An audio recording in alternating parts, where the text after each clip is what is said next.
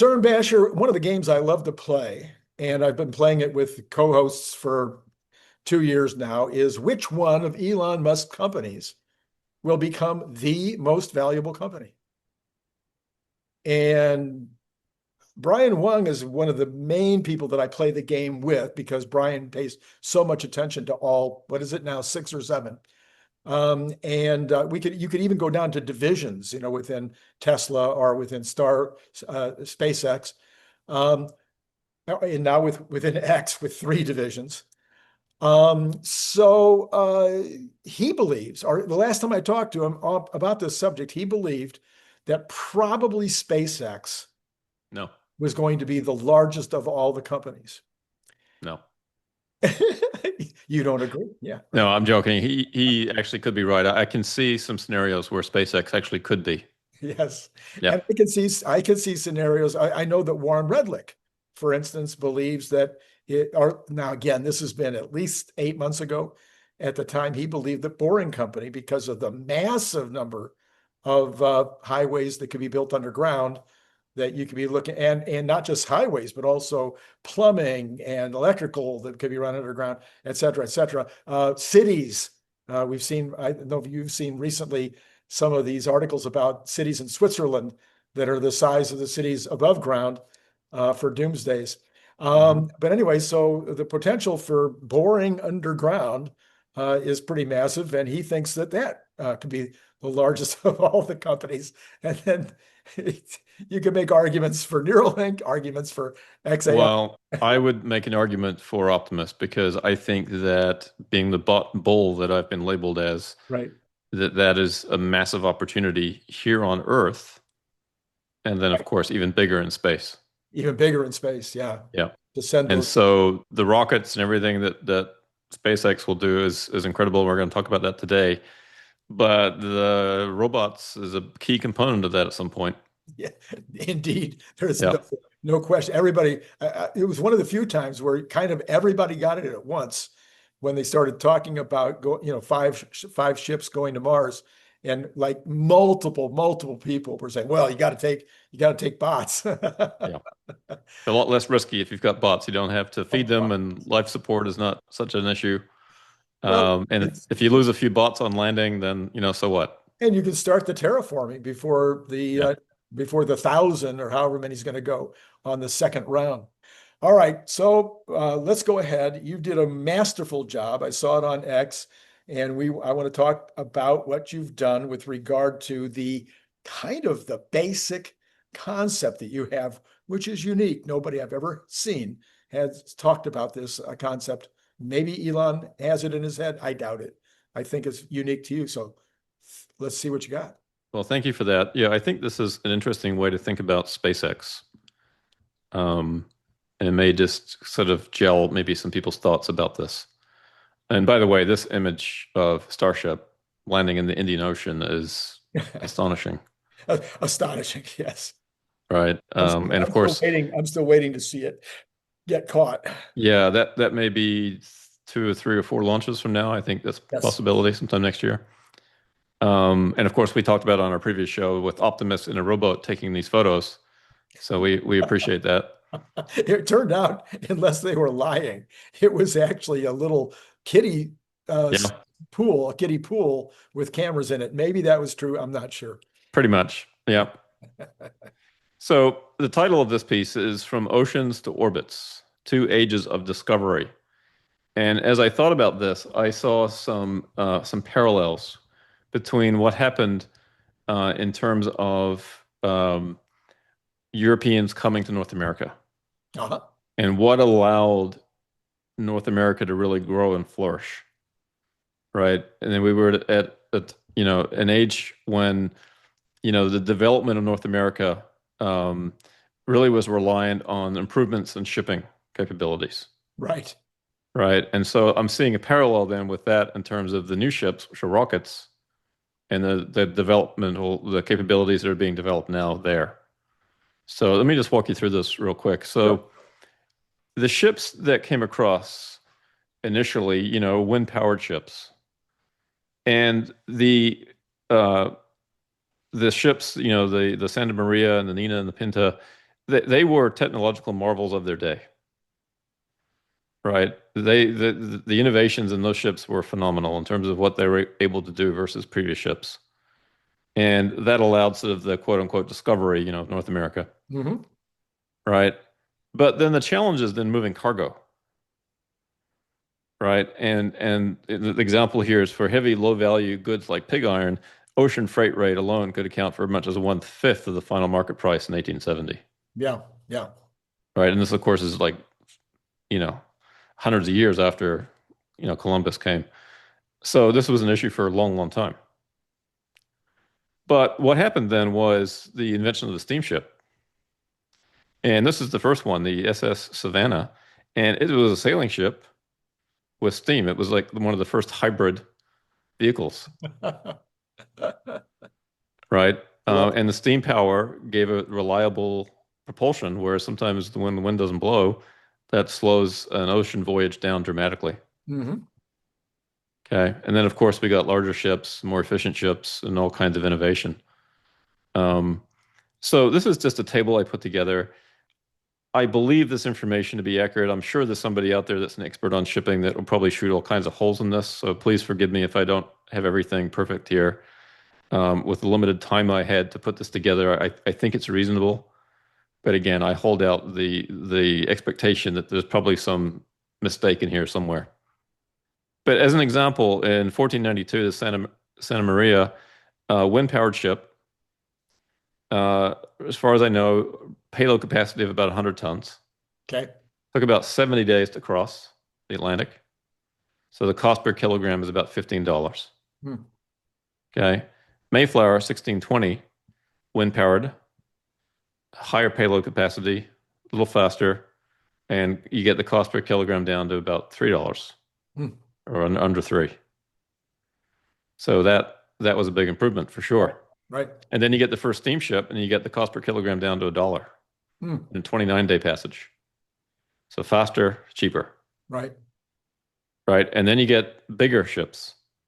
And then you have the Titanic, which maybe isn't a great example, but it shows capability, right?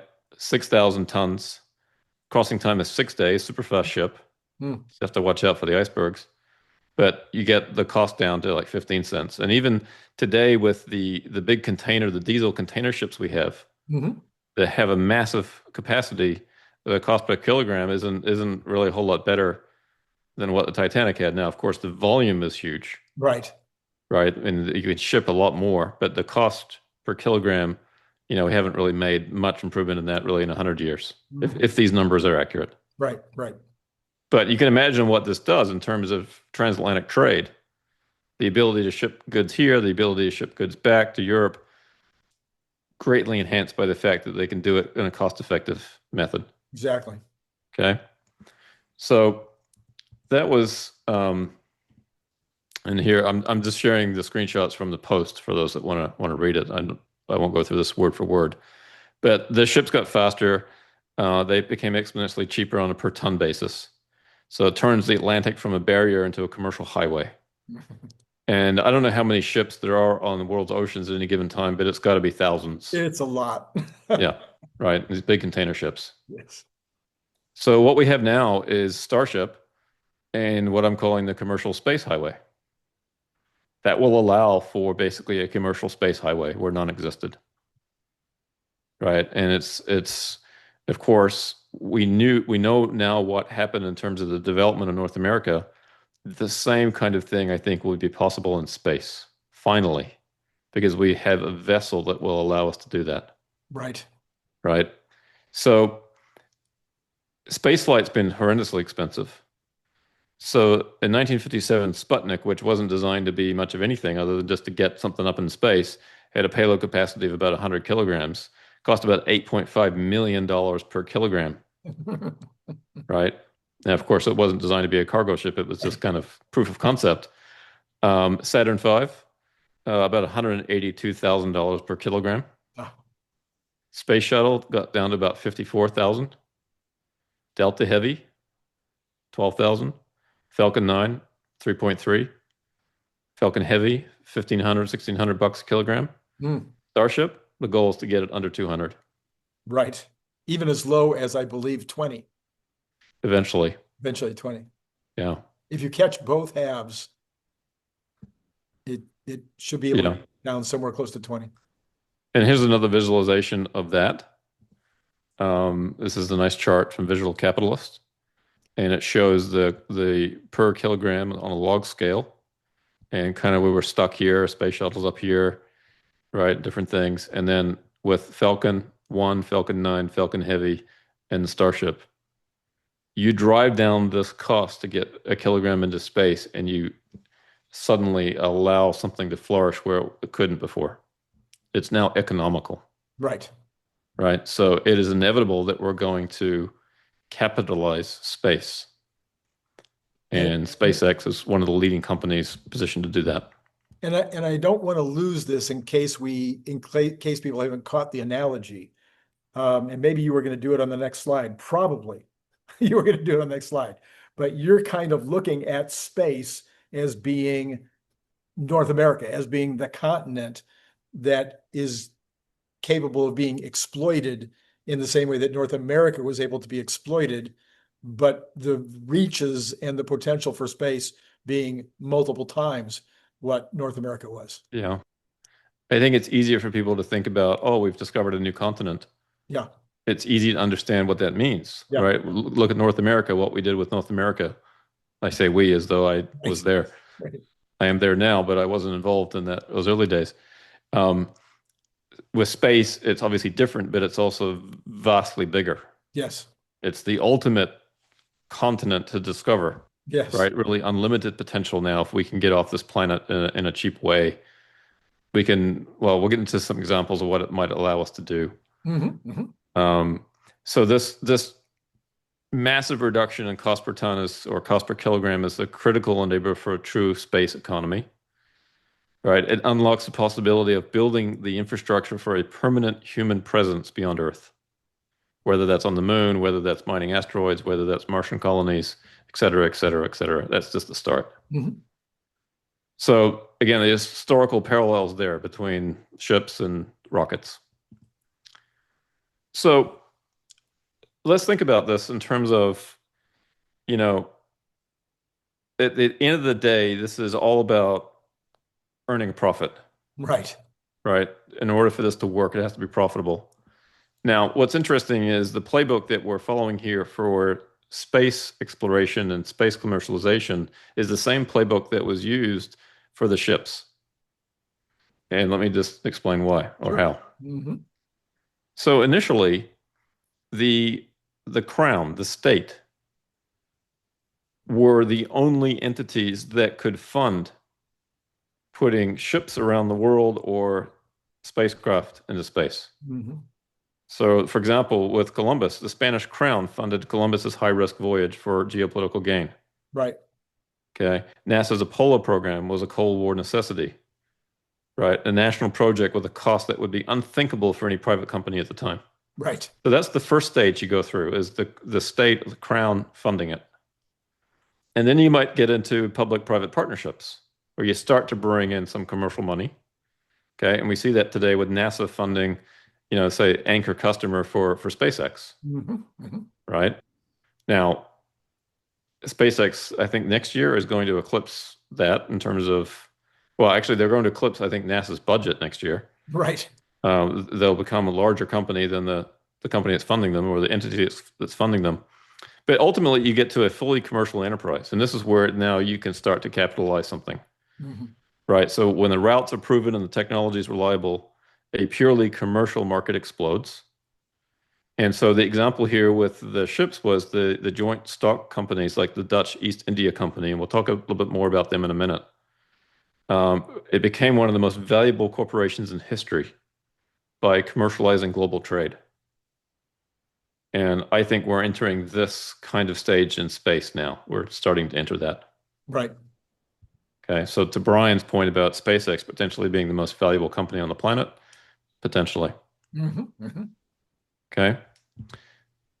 So again, we've talked about how getting the cost down is the key thing. It's the most important catalyst for commercializing space. Okay. It unlocks the business case for industries that were previously science fiction. Okay. We can actually now talk about space in a serious way. Right. Yeah. It's when you have, what is it now, 300 launches of Falcon without an incident. And I forget how many of those returned the booster. Many. Many. Yeah. Most Hundreds. of them. Yeah. Right. Yeah.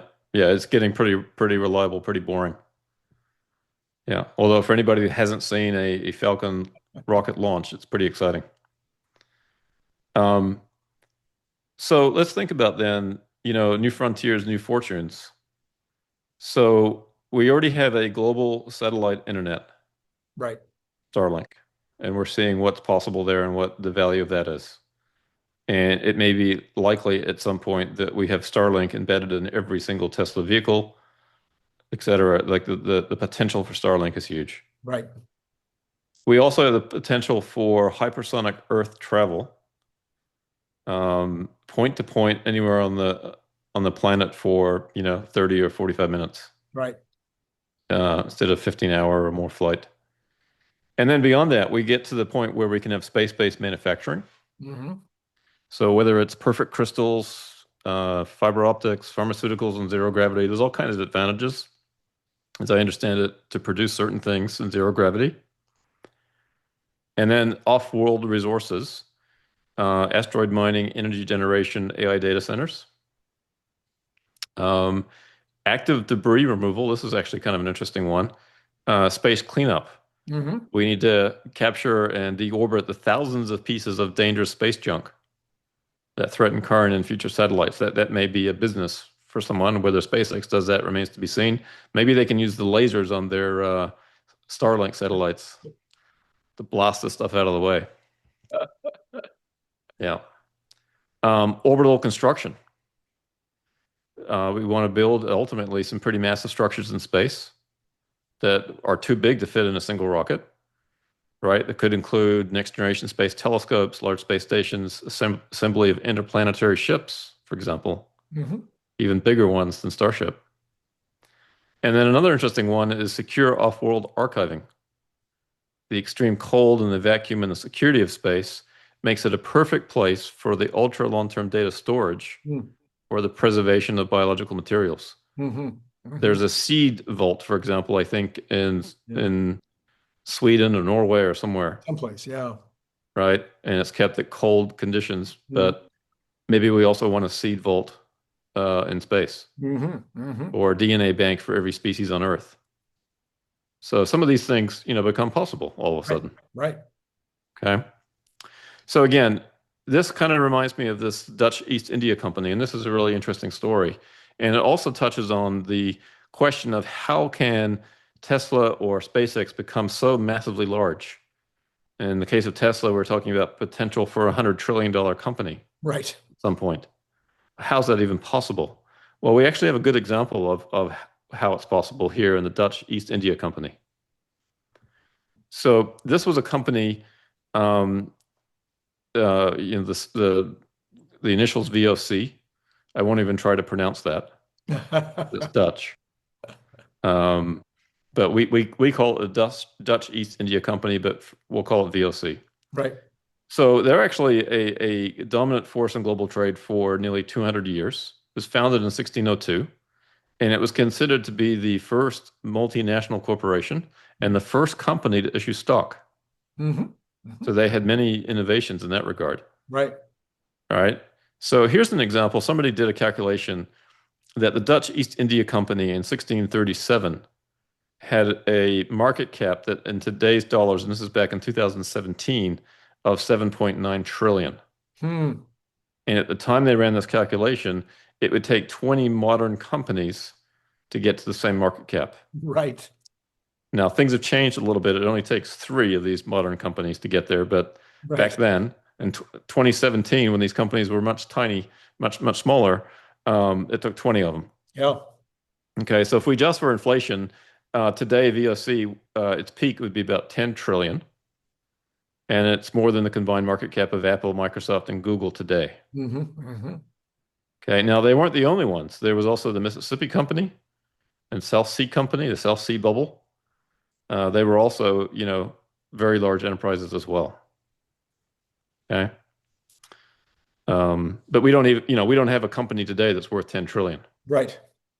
But effectively we did back then. So this was an interesting company because it was essentially a company that had the powers of a nation. It was they had a unique charter that was granted by the Dutch government, and it wasn't just a business license, it was a grant of quasi-governmental power. And they had a monopoly on trade in Asia. And they were also given the authority to wage war, right? Imagine. Yeah. Negotiate treaties with foreign rulers, establish colonies, mint its own currency. That's a fun one. And imprison and execute convicts. So this company had a lot of power, A lot of power. right? No wonder it was a huge market cap. Yeah. Okay. Um, anyway, they had, as I mentioned, the first joint stock company on the Amsterdam Stock Exchange. So that was a financial innovation, right? And allowed them to fund massive ventures like building fleets of ships. And that's kind of what SpaceX needs to do. Okay. And it spreads the risk among thousands of investors. They had a monopoly on spices. So the primary goal of the company was to dominate the incredibly lucrative spice trade. Hmm. And they used their military power to seize control of the Spice Islands in modern day Indonesia. Hmm. Okay. Brutally enforcing a monopoly on valuable spices like nutmeg, mace, cloves, etc. And then they were also a major trade player within Asia. They weren't just bringing things back to Europe. They were buying and selling things in Asia. Right. So here's just a chart of the routes, right? So from the Dutch East Indies, Batavia, which is now Jakarta, sourcing material from the Spice Islands here, and then shipping it all over the world. They essentially also created a city in Cape Town where they needed to sort of resupply ships. And basically that's why, South Africa exists today.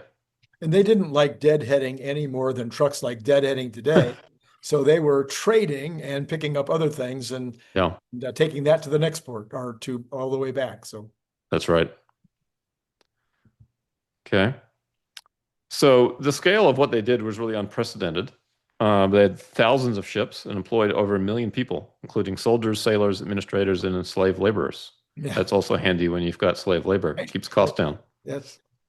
In the future, we'll have bots for that. We don't need to use people for that That's right. anymore. That's right. Right. So um, now it's not a good ending for this company, although they did dominate for a couple hundred years. So actually, they had a good run, Mhm. right? But as you can imagine, there was corruption problems. Sure. Employees often engaged in illegal private trade for their own enrichment, undermining the company's profits. The joke at the time was that VOC stood for, again, I won't say it in Dutch, but perished under corruption Hmm. is the translation. They did have competition then from the British East India Company. Hmm. Okay. And then the cost of maintaining a private army, navy, administrative bureaucracy was expensive. And then, of course, the market shifted. The demand for spices eventually leveled off, and the company was slow to adapt. Hmm. Hmm. Okay. So it was dissolved in 1799. So they had a good run. Yep. And that brings us to the end of the slides. But the message there is, I think that SpaceX doesn't need to be granted quasi-governmental authority, right? But the opportunity that they have is so vast in terms of this untapped market. But in a way, they are being granted quasi-government authority. So Well, without the military aspect and no, I'm saying even just putting up the satellites, they're yeah, having to go to the United States, not to the United Nations, but the United States is the one that's granting them the rights to certain elevations or altitudes that they fly at, certain bandwidths that they're able to process the communications on. And so if they go to the moon, which is owned by nobody, they will probably do so under the aegis of the United States government, not some other government, not the UN, not Mhm. not independent of anyone. Now, Elon has talked about Mars a little differently. He's talked about Mars being something that would be an independent colony, if you will, and not the property of the United States. But between now and then, who knows how that might play out? Yeah, I think they actually have their first Martian contract from Italy, I believe. Right. So a lot of countries, I think, are going to try to position themselves to get a piece of Mars, so to speak. Yeah, Um, and I would say probably the reality of the Mars being the United States or being an independent colony probably will have to do with the funding necessary mhm. for any kinds of protections that might be necessary. Maybe for wanting to have a sovereign, the largest sovereign in the world in your back pocket, so to speak.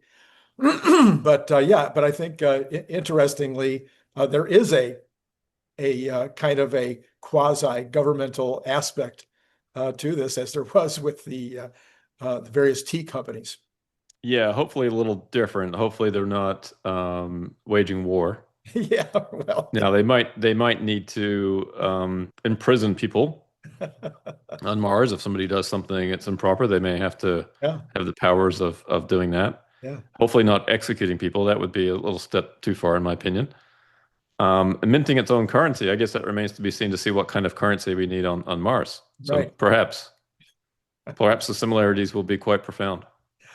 Yeah, so then when you start getting back to the idea of who's going to be the biggest, will it be Tesla when Tesla only has the manpower on Earth? Although to your point, the bots and also the computers, the can be all be going to Mars. The cars in various formats, automated vehicles of various kinds can be going to Mars.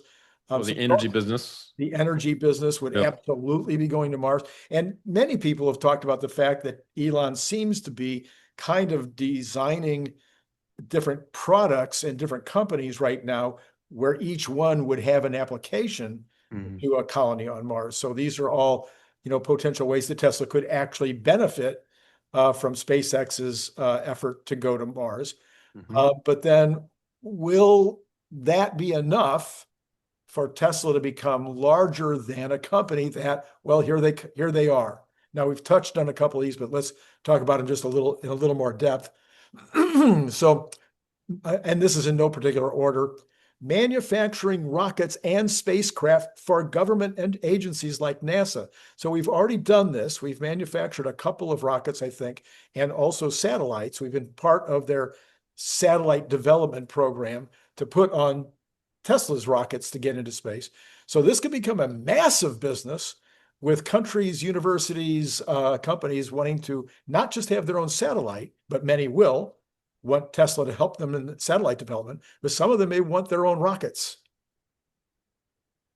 Yes, sure. There's some military sensitivity to that. Mhm, So assuming, I guess, that they're an ally, maybe that becomes possible. mhm. I would imagine that how large the checkbook is a key determinant as to whether or not we want to release that technology to another nation.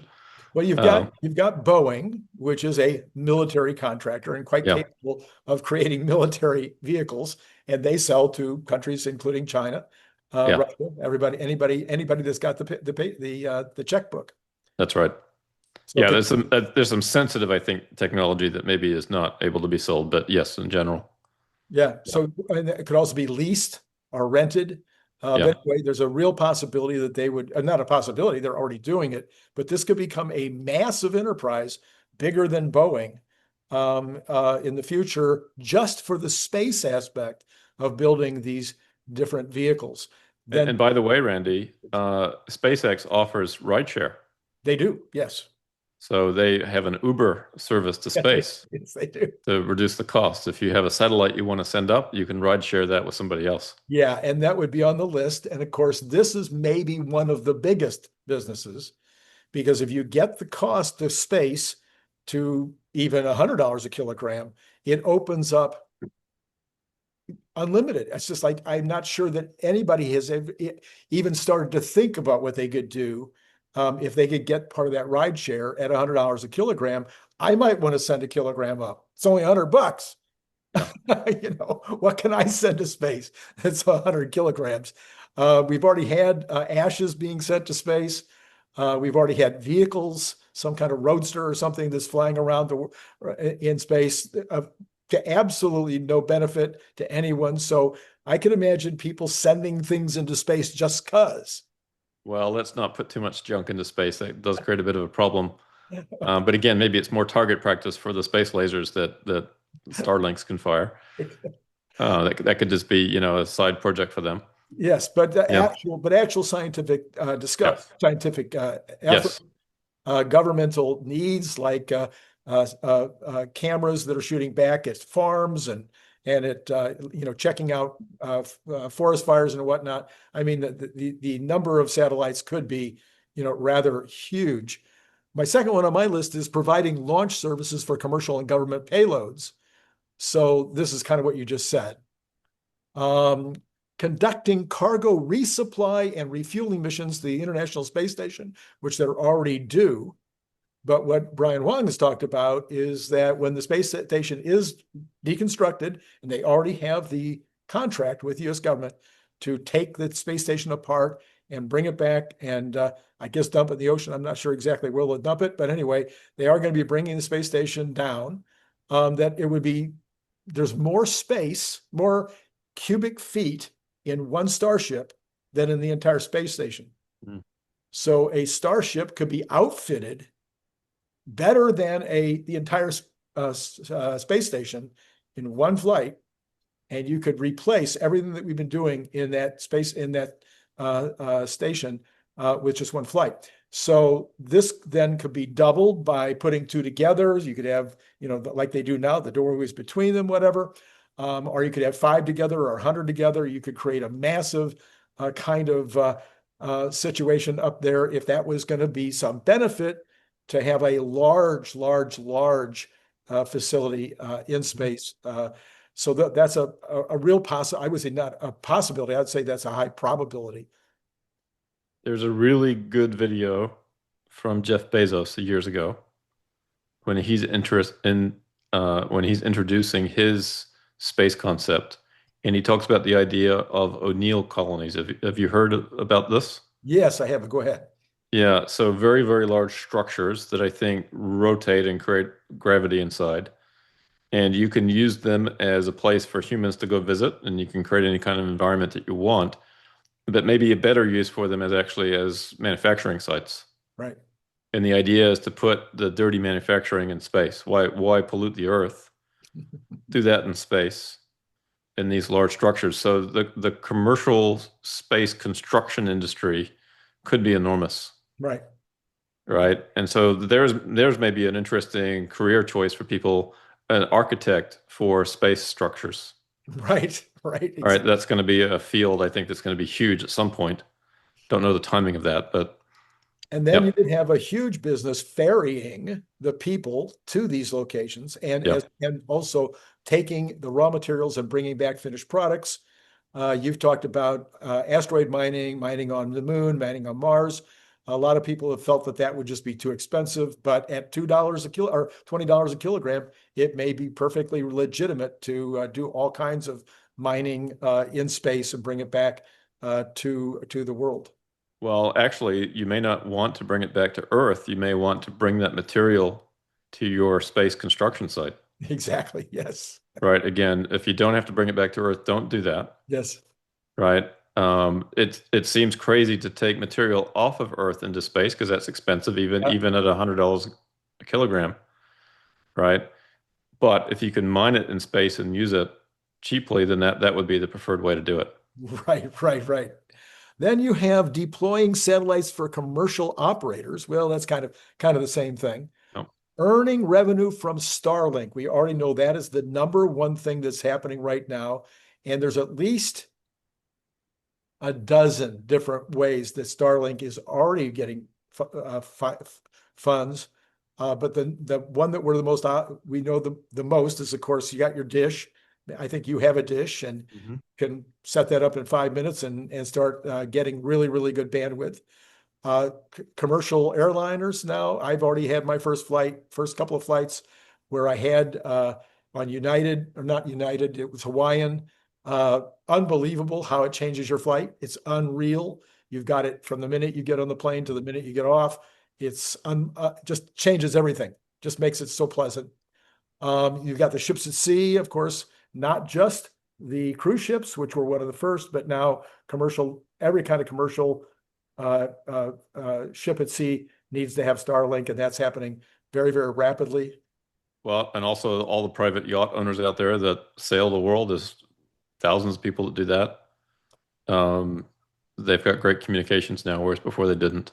Right. Yep. Then you've got going into the remote areas. Obviously, we just had the first contract with the state. I think it was Utah or Idaho, I forget which one, who paid 188 million to give remote access to their citizens and companies who are not able to get good service. I thought there was a government program to do that, Randy. There was, but somehow something happened wrong. That Yeah. was in one part of the country. That was just, I think, Tennessee Valley Authority area, something down there. Then you have businesses, lots and lots of businesses that will want this kind of really, really fast operating service, which Starlink will be able to provide better than their current hookups. When do you think we'll see the first Starbucks in space? Starbucks in space. Probably very soon. That's probably one of the first things they'll need, right? Got to have that Joe.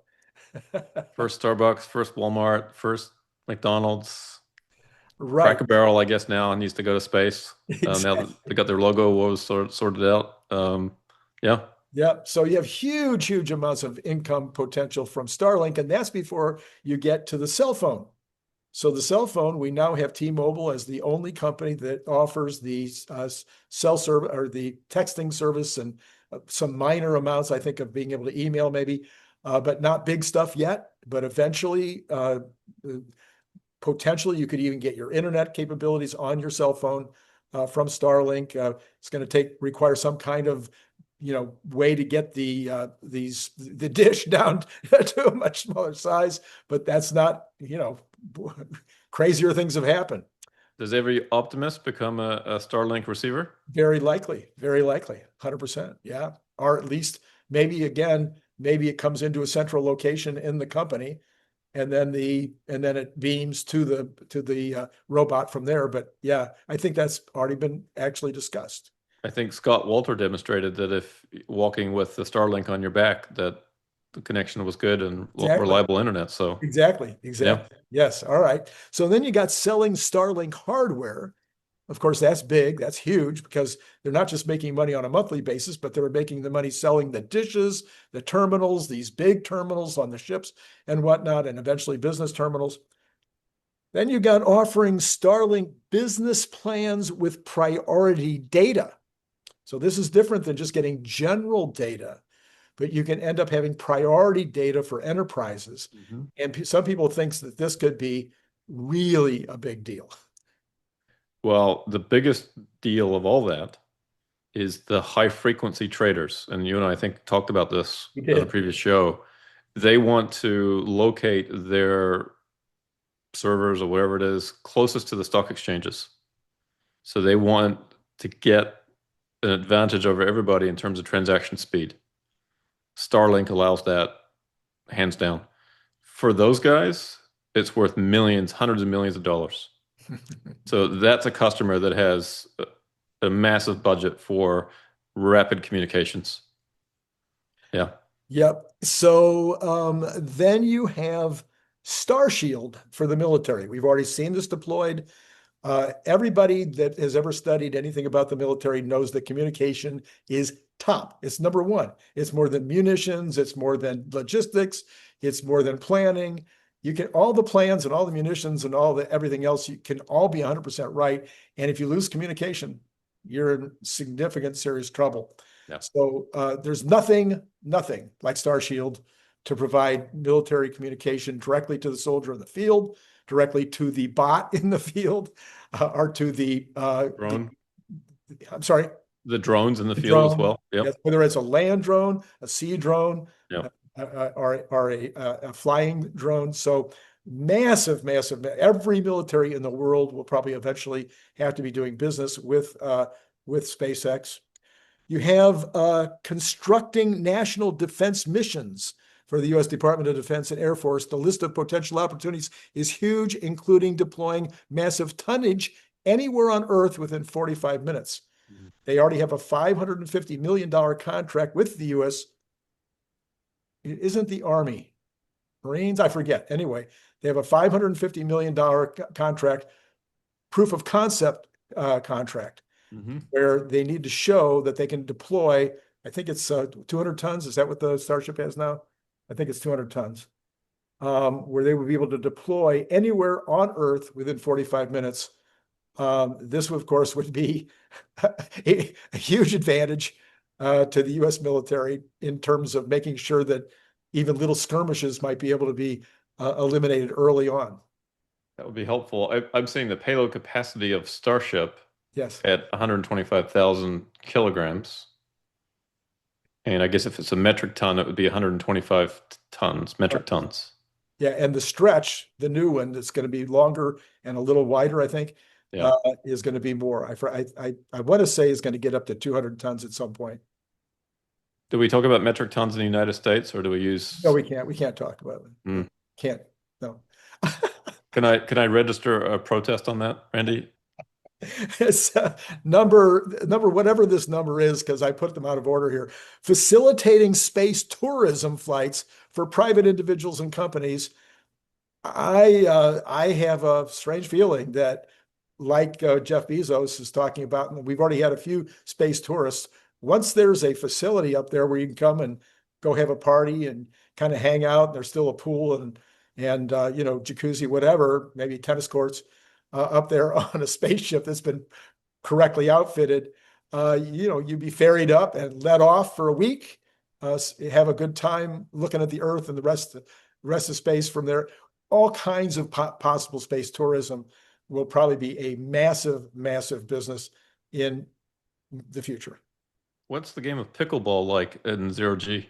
I don't, Is it a slow motion train wreck, or is it? don't know. Yeah. Running rideshare programs for affordable small payload launches. We talked about that, but we talked about that into space. We didn't talk about it on Earth. So that's kind of the next huge business. Is this probably does eliminate every other kind of transport over a long time. It's not going to happen in a week or a month or even 10 years, but over time, we will probably see anything that's over the distance that you wouldn't probably use it from LA to San Francisco, but you might use it from LA to St. Louis or LA to New York or Florida to Chicago. So those kind of distances, you may be seeing starships, package delivery, human delivery, etc. Yeah. Can we get a quiet version of Starship? A quiet version? So we can fly it into New York City. So I've envisioned this, and I think maybe Elon, I'm not claiming to have invented this idea, but I think what we're going to be seeing is we're going to be seeing pods. So there'll be a pod in Lake Michigan. There'll be a pod in, I don't know about the Mississippi River, but maybe that'd work. I'm not sure. But you'd have pods outside the cities, and then you'd land on the pod in some place that is not going to be a problem, and then you would be brought in by cybercabs from there into wherever you're planning to go. You could take Boring Company tunnels to That's those right. spots. Absolutely. That's right. Yeah. Okay. Then we have developing and executing contracts for the Artemis lunar program, including human landing systems. So up till now, you couldn't land a rocket on any of these places and then take off again. So this is be a new thing. This is what they're working towards doing. In fact, it requires refueling in space, even to go to the moon, so that you have a full load or close to a full load when you land on the moon, so you have the necessary amount of fuel to take off again. So this will be a big, big deal. Randy, the burning question I have is, when are we going to use the moon for advertising? It's the ultimate billboard, right?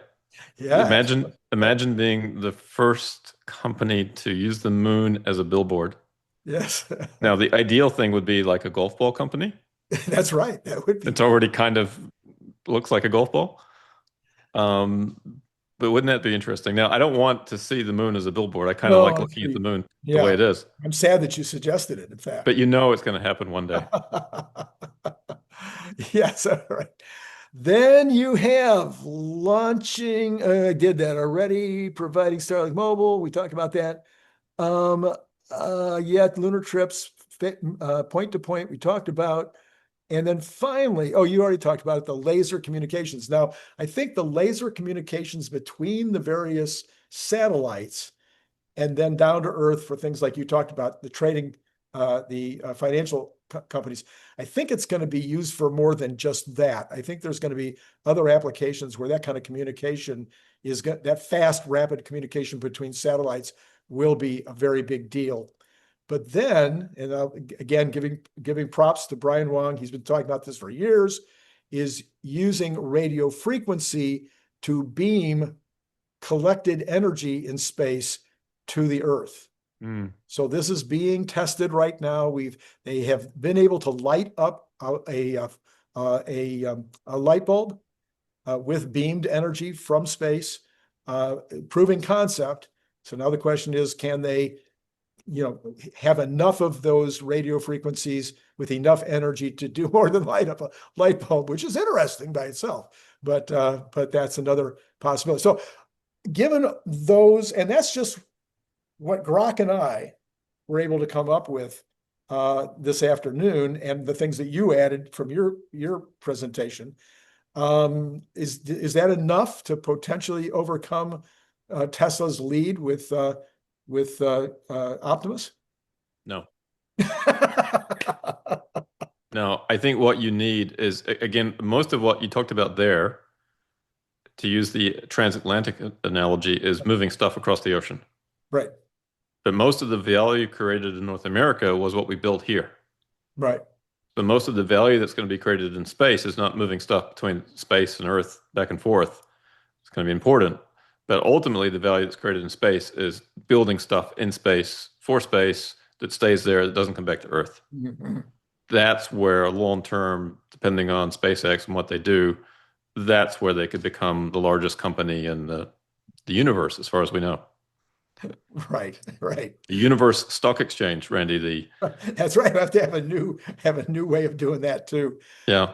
So, but fascinating as always, because my journey with Elon, which started, I guess, about 5 years ago now, maybe a little more, when I first wrote the Elon Musk Method, was the fascination that at that time he had two companies No.